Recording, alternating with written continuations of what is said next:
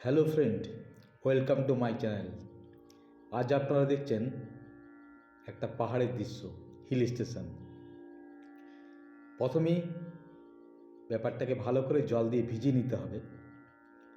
তারপর বার্নসানের সাথে cover ব্লুকে mix করে একটা কালার তৈরি করে নিয়ে ঠিক ক্লাউডটাকে ধীরে ধীরে তৈরি করে নিতে হবে।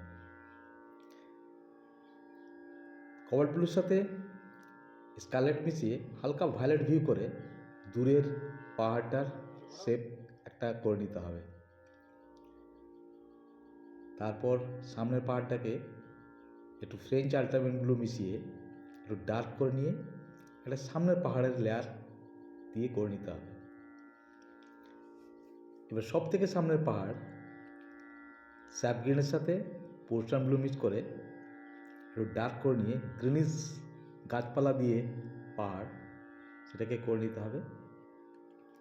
সাথে নিচের ছোট ছোট ঘরের আকৃতি ঘর করব, সেটাকে ঘরের শেপ দিয়ে শেপটাকে করে আগেই রেখে নিতে হবে। তারপর জমিতে গ্যাম্বুজ হিউ, স্যাপ গ্রিন আর একটু স্কারলেট মিশিয়ে কালারটাকে তৈরি করে নিয়ে জমিটা করে নিতে হবে। মাঝখানে নদীর একটা শেপ ছেড়ে রেখে দেবো। তাই দুদিকে জমিটা ভালো করে কালারটা করে নেওয়ার পর তাকে ডার্ক দিয়ে শ্যাডো করে নিতে হবে, যাতে জমিটা একটু আপ মনে হয়।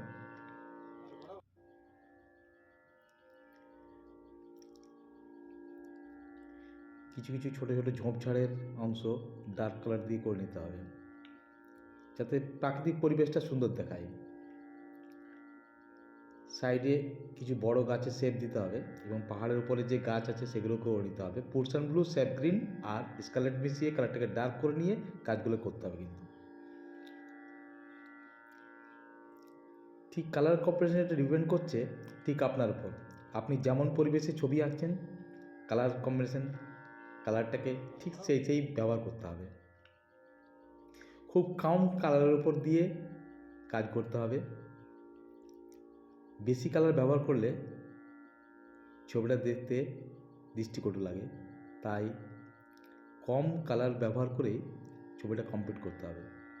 আমার এখানে দেখুন খুব কম কালার ব্যবহার করা হয়েছে।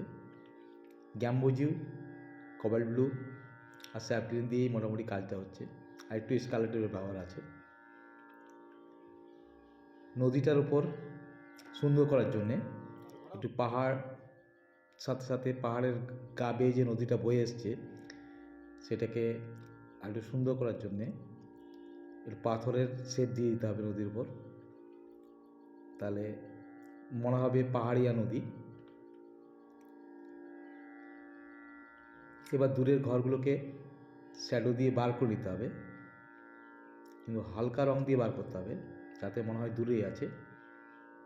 পার্সপেক্টিভটাকে খেয়াল রেখেই কাজ করতে হবে।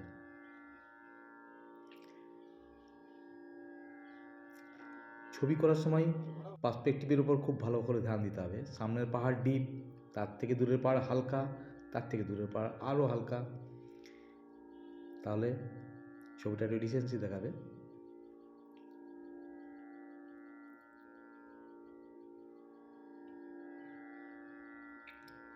কালার কম্বিনেশনটা ডিপেন্ড করছে টোটালি আপনার উপর। আপনি কেমনভাবে রং ব্যবহার করছেন আর কি রং ব্যবহার করছেন তার উপর।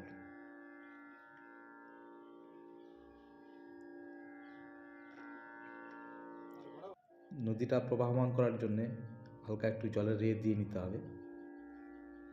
Thanks for watching.